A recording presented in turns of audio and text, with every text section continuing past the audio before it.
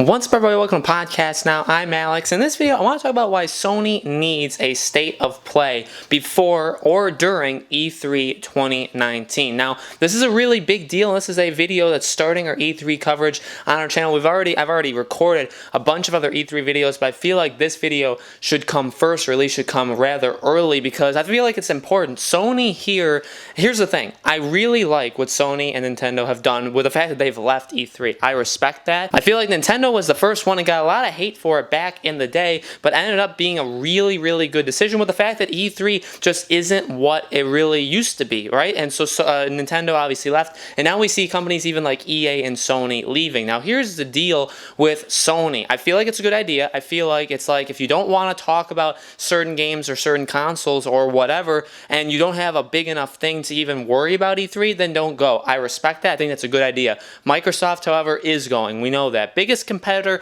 I know that they're making friendships, right? They're making agreements to work on their cloud service and their live streaming and stuff like that. And we're going to, I think, see a more friendly Microsoft and Sony. But it's also about the consumer. It's about the people buying your console for the future. And if you saw my video around a week ago, or a little less than a week ago, I talked about the leaked Microsoft E3. So I talked about everything at Microsoft's conference. Now, I think it's a decent show. I think it's an above average show. They're showing a lot. They're talking about their next generation of consoles, both two, because they're making two. They're having a bunch of game announcements and showing trailers and release years, I would call it. Not really release dates, but release years. And there you have Sony still in the background. Now, Sony, I think, has taken a different method to talking about the future, right? They had that exclusive interview back in April talking about the PS5. They talked about some of the specs. They talked about what it's going to be focusing on.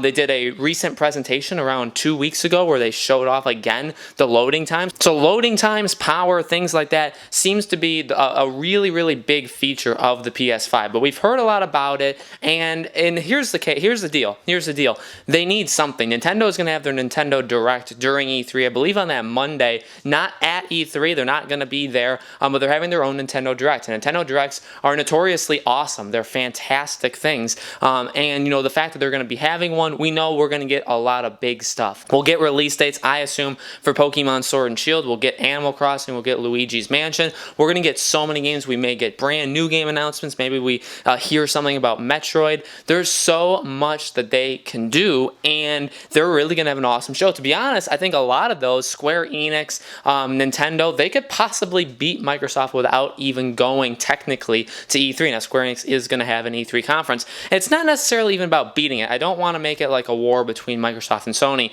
It's still smart that Sony should have their own state of play. Now, they've had two state of play so far, right? First one, I think people got really, really high and thought that things were going to go really, really well, and they were going to show all of these things. We're going to get a Last of Us release date, all this stuff, and it was just pretty much what Sony had told us it was going to be. It was small, it was simple, it was very, very short. People, I feel like, lowered their expectations a little bit. Second state of play did really, really good. We saw that new Predator game. We saw some medieval gameplay and a release date. We got some really cool stuff. We got Final Fantasy VII Remake, and that's going to be announced at Square Enix stuff. So they're getting better. Now is the time where they really need to take that page from Nintendo and do a state of play either during the week of E3 or literally like the day before, that Friday even, right before E3, I think like the 7th or 8th. If they do it then, or even the week as the week is going on, when E3 is going on, if they do it in one of those two times, they can still talk about all their stuff. They can say, hey, here's the first time you're hearing our voices talk about the PS5. We're working on it. We can't say much. It's going to be awesome. Yada, yada, yada. Show some more stuff. Give us a Last of Us or a Death Stranding release date, whichever one's closer, or whichever two of the three are closest of Death Stranding, Last of Us, and Ghost of Tsushima. Give us a release date for two of the three of them. Maybe announce a brand new game or something like that. I feel like they can do that. Bluepoint is working on a new game, right? It's rumored that it's maybe a remake of Demon's Souls. Show us that. Give us that. There's a lot they can do. It doesn't have to be long. It can be 10 to 15 minutes. But instead of, these smaller things, and it's fine. I like the fact that they're showing these smaller things. It gets me excited because I love those kind of smaller games. So I'm glad they're dedicating some of their state of play time to smaller titles, to VR titles that maybe people wouldn't really know are coming out or hear about. I like that. But this is the big boy time, right? This is E3 time. And although E3 is dying and I feel like it is going away, this is still when all eyes are on the gaming world and you need to make a splash. And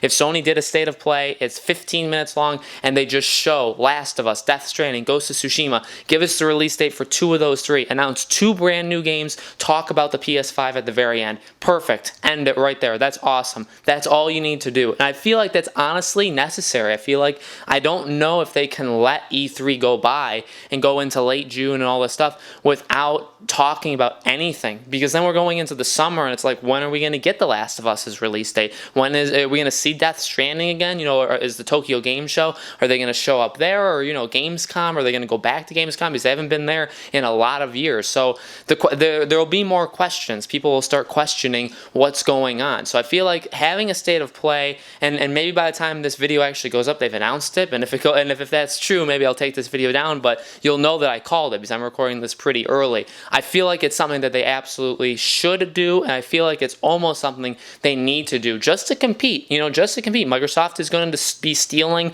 a lot of the talk because of the next generation, because it's officially and formally announced to the world. Nintendo will have the Nintendo Direct, which will be awesome. We'll have Square Enix, we'll have Bethesda, we'll have EA and their EA Plays, we'll have Ubisoft. We're going to have all these companies, and Sony, if they do literally nothing, it's like, okay, I support your decision to not go to E3, but I really support Nintendo's decision to not go to E3, but have their kind of own E3 conference on their own in the way of Nintendo Direct, which has just become an awesome thing since they started a few years ago. So that's what I'm expecting for Sony. That's what I'm hoping that Sony does. I feel like we're going to get that. Or at the very, I guess, worst case scenario, or least, I feel like we could get a state of play in terms of like late June, early July, where they do the same thing. And in which case, if there is a state of play at any point during the summer, it's kind of like, why couldn't you have put that out in June? I think that would also be my question if we get that. So I'm hoping that we do just get one, around the time of E3. Right before E3 would be really good, because